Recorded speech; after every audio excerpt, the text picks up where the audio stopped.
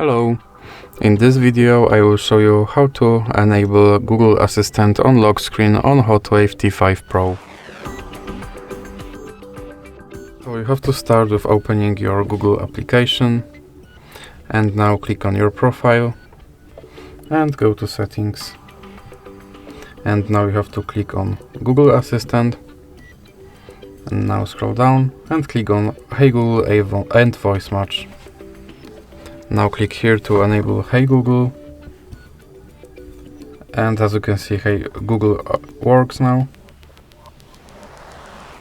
And then click back, and now you can click on lock screen and click here, and now you can click back, and now this voice assistant should work on lock screen. So now let me check that.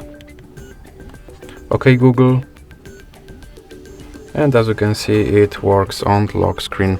So that's it for this video. If you liked it, please remember to leave like and subscribe.